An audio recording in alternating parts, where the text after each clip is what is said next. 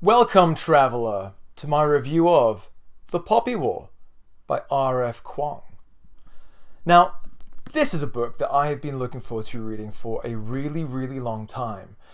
When I first began my journey into grimdark, this book came up quite a lot. A lot of people mention this as being a sort of a staple in the grimdark, a sort of a new author, a new voice. And I loved the idea of this sort of the drug war, the use of opium or opiates in a fantasy story. So it's something that I really wanted to explore, and I finally got around to finishing it, which took quite a while to get to. So I'm going to look at different aspects of it, and I'm going to be doing two videos. I'm going to do the first one, which is spoiler-free. So I'm going to talk generally about it, about my reactions, impressions about certain aspects. And then straight after this, there will be a second video where I delve into details and I spoil all the nitty-gritty. I look at all the characters, I look at all the specific events, and give you my real take on everything. So, first thing I wanted to talk about was the style. Why would I talk about style first? I'm going to do it anyway. So something that really struck me about this book was how easy it was to read. The language is simple. She describes things in a really nice way when she needs to, but it's otherwise relatively straightforward and quite plain, not in a bad way. And again, as a smart author, she only describes things in sort of poetic and very sort of purple prose when it's necessary. Otherwise, it's all quite straightforward. Something that I noticed was that there was a lot of narrative dumps, info dumps, exposition, call it what you want. A lot of times she would sort of sidestep and then explain a big bit of history or explain how something worked in the world, which is fine. I don't think she overdid it, but in my opinion, I like it when authors seamlessly bleed it into the narrative so that we sort of discover it at the same time as the characters. So a small thing. The other thing that I really found interesting was that in the style, and again, this was going to go into the plot as well. It felt quite like YA, young adult fiction. It read really easily, something like The Hunger Games. Really easy, fast-paced, quite sometimes silly at times, despite there being some really intense moments and a lot of swearing too. So that I found interesting, to say the least. Off-putting, to say the most. It seemed to sort of struggle to find, where it really lay. Is it adult? Is it young adult? Is it sort of, I can't remember what they call it, but, for people in their 20s, 25s. And I think that's kind of where it aims. Easy to read, but sort of adult content. Okay. Going on to plot, I found the story riveting. It was really well set up. I'll tell you a bit of the beginning. Obviously, like many fantasies, the protagonist begins going into the big wide world, needing to go through some sort of schooling. I groaned the first time I saw that. I thought, here we go. Here's going to be half of the book stuck in a school, but they didn't do that, which was good. And the classes that they took were great. The teachers. So there's a lot of that sort of takes part at the beginning, but very quickly it throws you straight into the action. The Poppy War doesn't waste time with totally immersing you in this very rich world. It wants you to sort of get caught up in the action, to realize that there are forces bigger than the characters, and that everybody's sort of on the back foot trying to survive and trying to react to things that are happening outside of them. So that sort of feeling of despair, of fear, of the ability to have close loved ones and friends die at any time was really good. Lots of variety to the plot too. A lot of different locations, a lot of different characters. So it wasn't very samey. It changed quite a lot. So plot was great. Now the characters. The great thing about a book like this was there weren't many characters. Not to say there weren't many. There weren't too many characters. The ones that we are presented with, we get to know quite well. R.F. Kuang really knows how to use styles and dialogue and characterization to capture how these characters act and behave, which is really good. Something that again I would love to do in my writing, so I study things like this to get better at.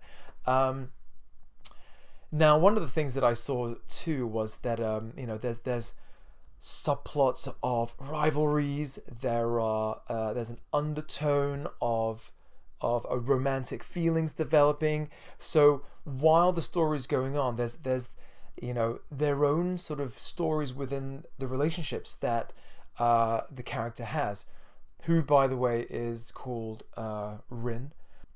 The background is essentially that there have been multiple wars related to the poppy seeds, that this force called the Mujin or the Federation have been coming in waves, at times attacking, at times sort of backing off, and that the Nikan are essentially living in this continent that has been divided into these provinces, but only in recent history have been brought together by this emperor who has since died and has been replaced by this empress.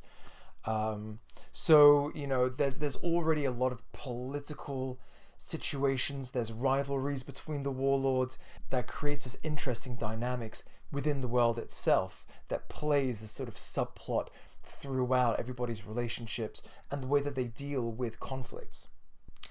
Pacing is something I really want to talk about because it's rare that I find books that I feel the desire to devour. The last one that I really remember doing this with was The Hunger Games. It was a book that was so well paced, the action happened relatively quickly, and there was just enough detail to immerse you in the world that you could put it down and think, what happens next? I need to find out. The Poppy War does something very similar. The pacing is really good, and again, as I mentioned before, it sort of sprinkles in enough detail about the world that they live in and about the settings, but they keep the action and the events happening quite a lot. Things change from moment to moment. You think everything's going well, suddenly there's something that goes on, changes the entire dynamic of the characters. They need to change the location, they change the setting, they change roles, so it keeps it really engaging. So the pacing of it was really, really good. Now, there are some things that I didn't like about the novel itself, and I will go into more detail in the spoiler full version of this video. But to say a few things about the things that I didn't like. Again, it was that confusion with the YA tone.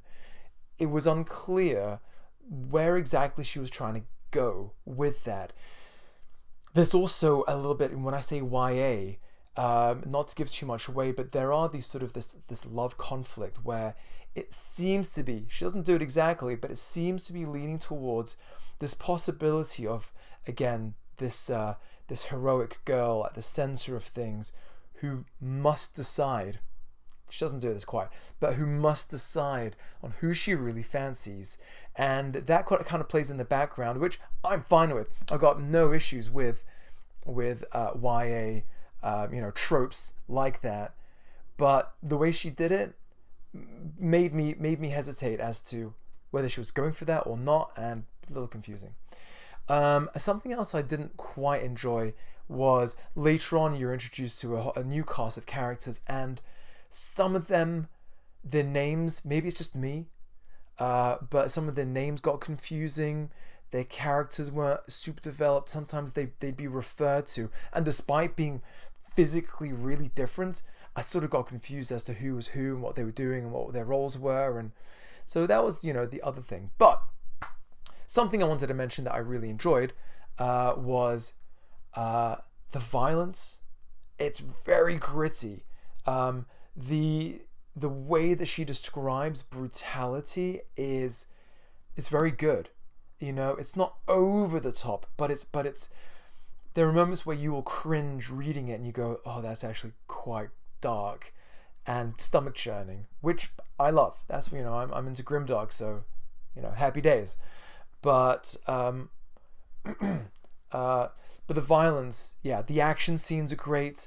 The sort of the morbid aspects to war are really well done.